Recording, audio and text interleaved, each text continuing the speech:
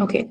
So, as we can see, and one of the reasons why I wanted to bring the hadith in front of us before starting the class was that so that the students in the class can sort of think and reflect on the hadith itself.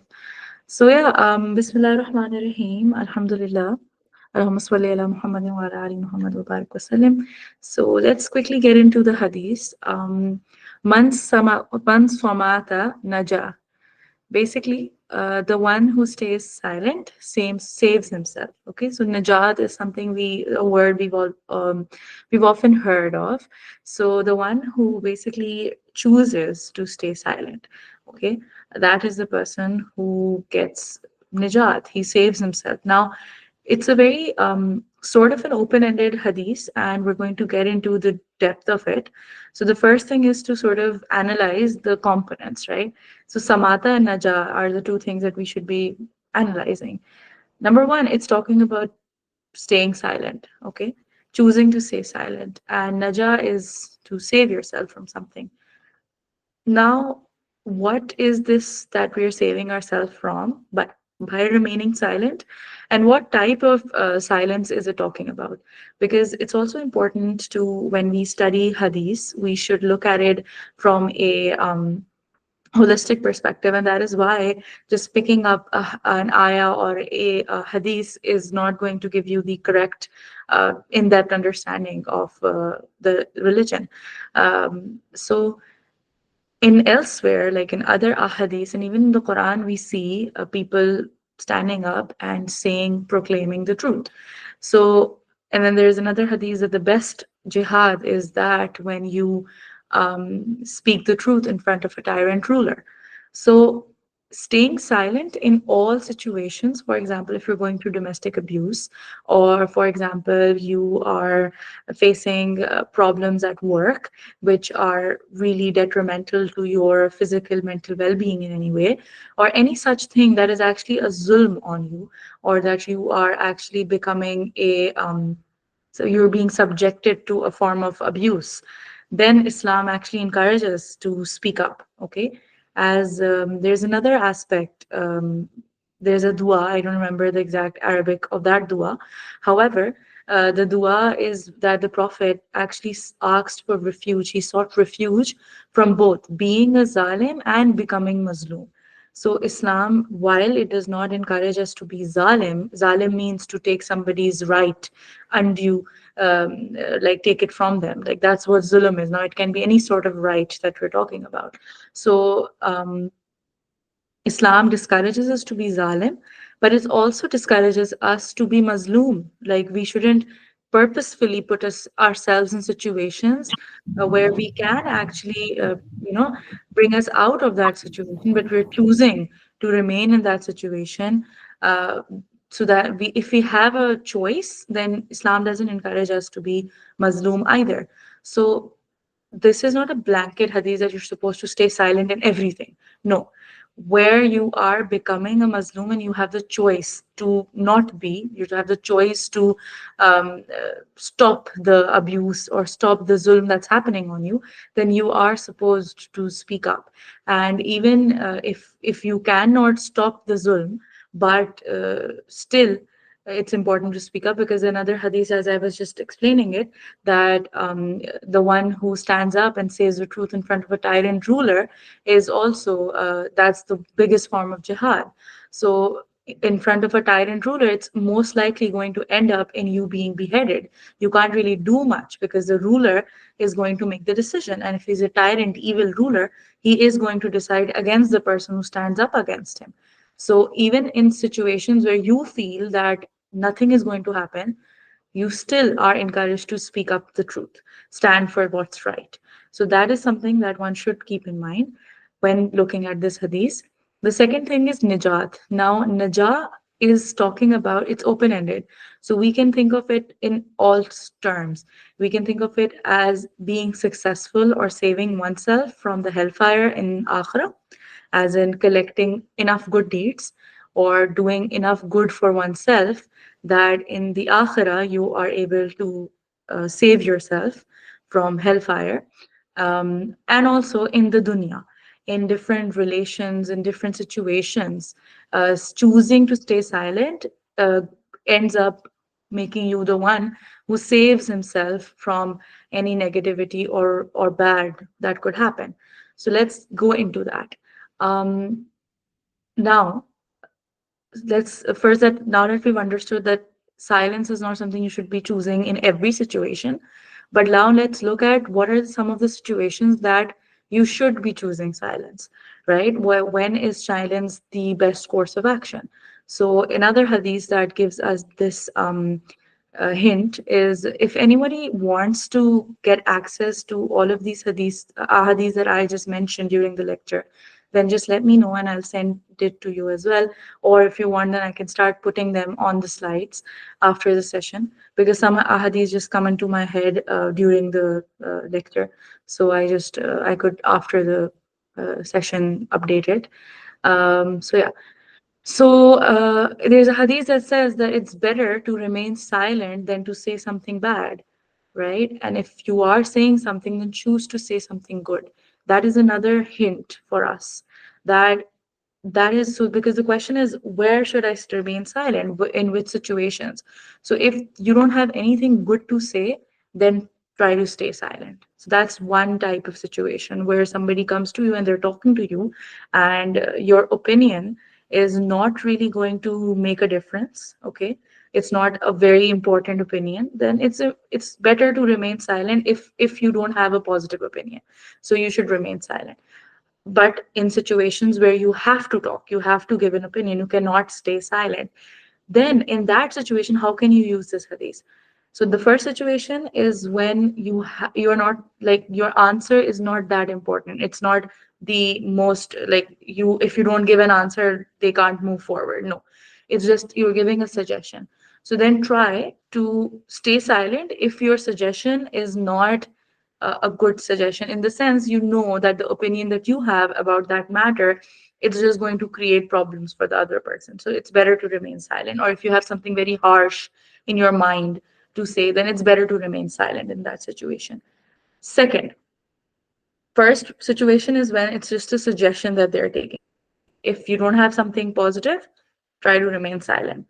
Second, if it is a suggestion, it's not a suggestion, it is you, they need an answer, right? Then in that situation, you can apply this hadith by basically staying silent for some time before giving an answer, right? And that could be in any way. It could be they ask you a question and you remain silent for a few minutes right then and there. Try to restructure. You have what you want to say in your head, but try to think of the best possible way to say it so that the other person doesn't get hurt, or so that the other person is more likely to listen to you. So just remain silent for a few minutes, restructure the way you're supposed to, you were about to say that thing, and then say it in a more gentle manner. Okay. And another benefit that this activity does is that the person sitting in front of you, when you are silent, like before you give your answer, they kind of go through a list of possible answers that you might come up with. So they kind of inadvertently prepare themselves for if anything could come that would not be what they want to hear. So they'd be preparing themselves, okay, maybe they're about to say this and that's why they're remaining silent, or maybe they're about to say that. And that gives them a little window to prepare themselves for anything that is about to come that they might not find pleasant. And the benefit of that is, if what you're about to say is something that they wouldn't find pleasant, so they are sort of mentally prepared for it. And if it's not something that they wouldn't find pleasant, if it is something that they would find pleasant or they won't find unpleasant, they would be okay about it, then the impact of that statement is not going to be that harsh. So, for example, somebody is waiting for your answer on a proposal, and you have three options: yes, no, or maybe, right? Um, so if you go silent, if they ask you, and then you just take a few more minutes to respond, then that person is going to run through all the three scenarios, that either it's going to be a yes, or it's going to be a no, or it's going to be a maybe. So most likely they're going to think yes or no. And in that situation, because you're silent, they might assume that maybe they're thinking of ways to say no to me. So they're prepared for the worst scenario that's about to happen. But then you go ahead and you're like, maybe I'll have to talk to my family or my parents, and then I'll get back to you. Give me some time to think about it. It's not a no, but it's not a yes either, because I have to figure some things out, or there are these XYZ conditions that need to be met, or XYZ things need to happen, and then only it can happen with it. So in that situation, that person is going to actually be relieved to hear the answer, which is not a yes, but it is still not a no, right? So that is another benefit of getting silent for a few minutes and then responding. So yeah, that is one. And then another way in which you can remain silent in a situation where the answer is needed, is that you can take a day or two and you can be like, I'll give you an answer, but give me some time. So you take some time and then you think over it, and you might have the same answer that you would have had the moment the question was posed to you. But the time that you get, it could do a lot of things. It could make you think about the situation from a lot of angles. And then when you say the yes or the no, you're more confident. You won't be, after saying the yes or the no, you won't be rethinking it, or you won't be regretting your decision later on, because you'll be like, I thought of all the possible scenarios and then I gave my decision. And then another thing is that you can always do istikhara in that time. You can seek Allah subhanahu wa ta'ala's help. You can ask people, you can take mashwara from people. And if there's anything that is not good, that does not have afia for you, then that thing will come in front of you. So that is also a benefit of being silent. And you're literally saving yourself from a lot of different things. If you say yes and later you start thinking, okay, oh, did not think of these things and I said yes, and you start regretting. But if you had gotten silent and you had taken some time to respond, then you might have already thought of that aspect. So later you are saved from regretting your decision, for example. So in this situation as well, being silent can really save you. So in life, we have two types of situations. People ask us something, or people say something to us. Either we have to give an answer, we can't get away with not giving an answer, or we it's our choice, it's optional. We say something or we don't say. If it's optional and you don't have anything good to say, stay silent. That is the best course of action. If it's not optional and you have to say something, then before you say it, if you can take a day or two to answer, then take a day or two. If you cannot take a day or two, then take at least a few minutes before you answer. Because what silence does, it I looked into the psychology of silence as well. And the mindset of a silent person is that they remain quiet, but they're observing everything. Because when you're talking, obviously your brain is doing multiple functions. You're listening and you're talking, and you're also seeing if the response of the person, etc. But when you're silent, you're just listening, you're just absorbing, you're just seeing, you're not speaking. There's less on your plate. So automatically what happens is you're more observant, you're observing more things that you might not have if you were speaking. And you would literally experience this if you have a group of people and there are a couple of people who are just talking and talking and talking, and then there's somebody who's silent. That person who remained silent would have a much better um, understanding of what happened in that meeting. They would have better remembrance, they will have a better memory as well. They will be more able to tell you what exactly that X person or Y person said, or the face that they made when X person said X, right? So they are more observant, they're able to assess the situation better. And from this hadith, this is what we learned. That is how a moment's mindset should be. They should observe and assess situations before saying anything, right? Another thing that comes to mind is that in Islam, there's a lot of focus on making commitments, because in the Quran it says the one who breaks commitment is not a moment, he's not from amongst us. Because breaking your commitments is something that is seen as really a negative thing in Islam. And this is exact most of the commitments that people break are the ones that they make in haste. They commit something and they don't take the time to think whether it's possible or not, right? And they just in hurry they just commit. But with silence you will get the ability to stop, reflect, think before you speak. And that will enable you to be a more committed person as well, because you will be committing to things that you have actually given thought to. It's not a hurried, immediate decision that you've taken. So there are so many benefits of remaining silent. Um, then in conflicting situations, for example, most of the time it's better to just remain silent. And it brings to mind another situation that happened, a hadith, a story from the seerah, that the Prophet sallallahu alaihi wasallam and Hazrat Abu Bakr radiallahu anha were sitting together, and there's this man came and he started saying really ill things to the Prophet. And Hazrat Abu Bakr was silent at first, but at a point, because that man was saying such bad things, such obscenities to the Prophet, Hazrat Abu Bakr started replying to that man. He just gave one reply, and the Prophet got up and left. So he didn't like that Hazrat Abu Bakr replied. And then Prophet asked Hazrat Abu Bakr then asked Prophet Muhammad sallallahu alaihi wasallam, why did you leave? So Aap sallallahu alaihi wasallam responded that when you were silent, the farishte, the angels were responding for you. But when you spoke, they left. So I also left.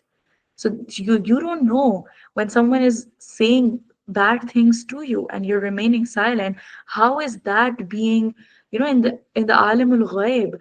How what is happening in alimul ghaib? Maybe whatever every single for let's imagine, for example, every syllable that comes out of that person's mouth on which you don't reply.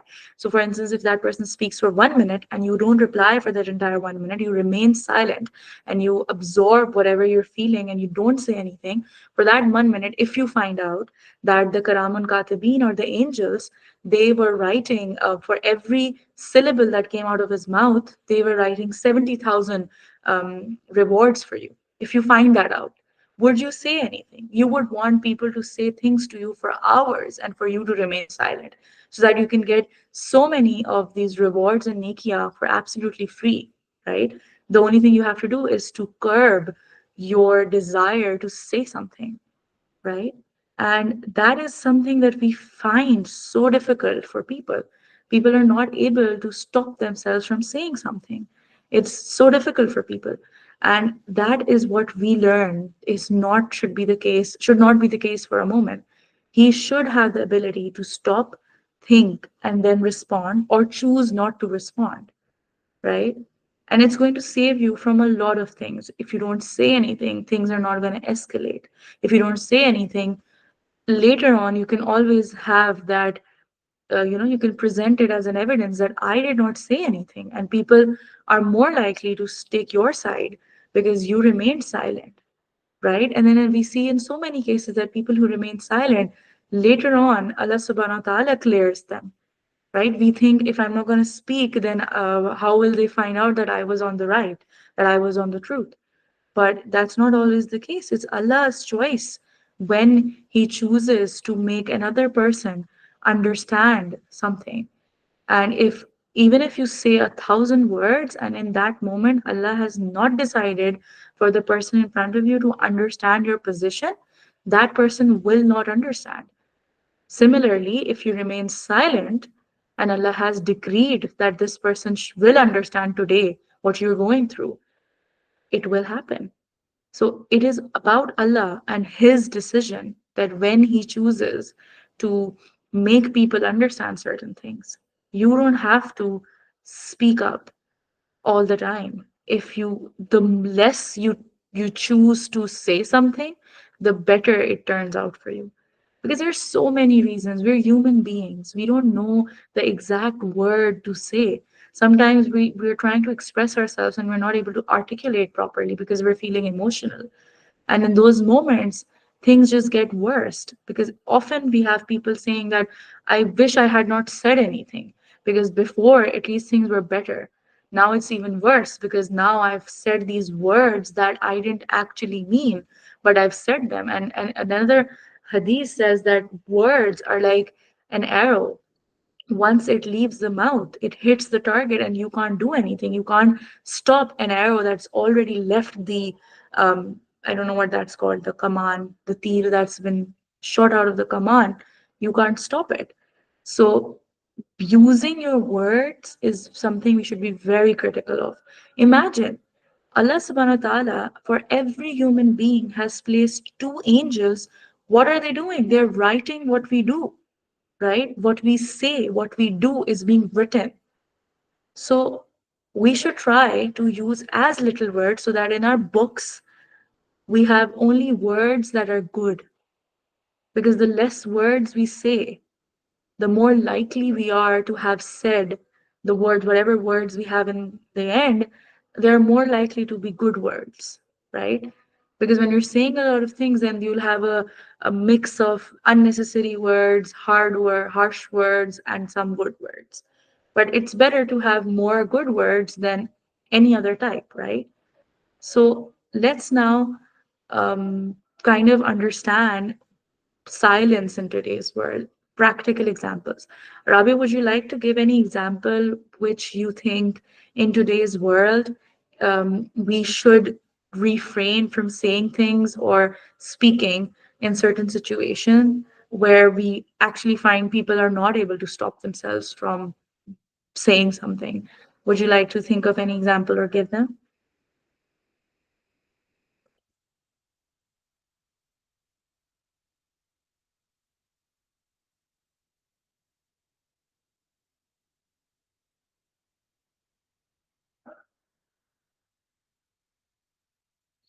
So one thing that is pointed out on the comments is that social media has made us so expressive that being silent is a very big task. That is true. We are literally living in a world where people make a lot of money by just talking in a camera. It's just so weird. People just vlog their lives on the camera and they're just talking and saying things and making fun of other people. People make money out of roasting other people. All of these things, they are not something that Islam encourages. Islam does not encourage us to keep talking and talking and talking, because literally there is a hadith that says everything is useless. It's of no use other than everything that you say is of no use other than zikr of Allah, calling people to Islam, calling people to good and stopping from them from evil. So all other things are not going to give you any benefit, right? So in fact, they can literally be held against you. You could have said something that, because another very, very scary thing about talking a lot, about saying a lot of things, is that you don't know who you're hurting, right? Maybe you've hurt someone who's really close to Allah subhanahu wa ta'ala, right? Because you're so prone to giving your opinions, saying something or expressing yourself. That's completely fine, Rabia.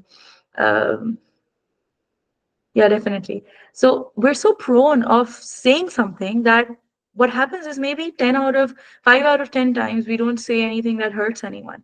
But because we have this habit of giving our opinion, saying something all the time, what happens is that once somebody comes in front of us and we just say something and they get hurt, right? And that person might be someone that Allah subhanahu wa ta'ala loves a lot. Maybe that person is going through immense pain in their life. And we know that the ones who are experiencing pain, Allah subhanahu wa ta'ala is near them. That person is going through like loss of a parent or some really, really painful situation. They're like crying themselves to sleep and they're begging Allah subhanahu wa ta'ala to make it easy for them. And just because we have the habit of giving our opinions on all things or saying something and everything, we just come across that person and we just say something. For example, this happens a lot to married women who don't have children. And sometimes they are trying for years to conceive and they're not able to. And you don't know what they go through when they see a person with a child, or when they see a hadith or an ayah that's talking about a pregnant mother or a mother. Well, you don't know. And you don't know, maybe they cry themselves to sleep. Maybe they feel a lot of pain every time they get their periods. And it's an indication that they're not pregnant that day. You don't know. And you just meet them in a dawah or a festivity and you just say, oh, something about it that, like just say something that would just hurt them. You didn't have to say anything. You could have remained silent. So it's like say, you have to be very cautious about the words that you're using. So this is this third thing, the third hadith and the third mindset we learn. Not like yesterday we studied that we should be careful about the people that we're surrounding ourselves with, because their influence eventually influences us. Now, today we learned we should also be careful about the words that we're using and whether we should use them or not. Choosing to speak, that is also something we should learn. You don't have to always say something. That is a key thing that a moment should understand. You don't have to have an opinion on everything. If there is a conversation happening, you can remain silent. You don't have to show to people that I have a lot of knowledge. You don't need to do that. And trust me, when you start working on this, when you start not giving into the desire to say something, you will start noticing a lot of changes in your life.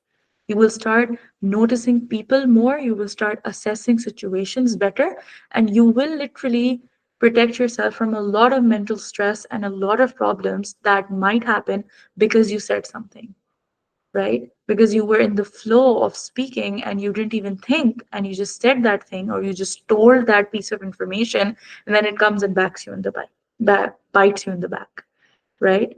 So, and in today's world, my mashwara is no need to do comment wars with anyone. No matter what somebody else is saying, no need to write long, long comments in response to people. It's just useless. It's just useless usage of words, and it can create problems for you because you might respond to something and somebody might see that comment and then they might make an opinion about you, and then later on you find out that like you missed on out on some opportunity because that person thought of X or Y or Z about you, right? My suggestion in today's world on social media, just be a silent observer. No need to comment or say things or fight with people about their opinions or their um, because people are not there to listen, they're just there to write, and it's just going to make you work up. So in today's world, I would say try and remain silent. Secondly, when you're posed with a question and you have the window to remain silent, do that first.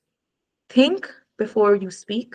It's said a lot of time, but now you know that it is also a prophetic hadith. It's a guidance from the Prophet as well. Think before you speak, because sometimes you will realize you don't need to speak, right? So that is another thing.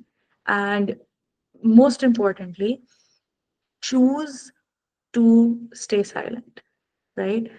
Whenever in situations of conflict, it's better to remain silent. You don't need to give your peace of mind to everybody. Because just remember why. We think when we have the urge to say something, we think, oh, if I'm going to say it, I'm going to explain this thing to them, they're going to understand.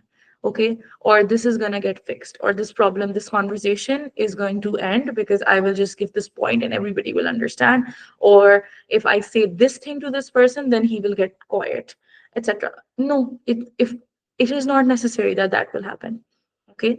So it's better to remain silent because you don't know for sure that by saying something, things are going to get better. And often it's seen in heated arguments, in fights, speaking, saying things back and forth leads to creating the argument into a much bigger one. And then things escalate into really, really bigger things.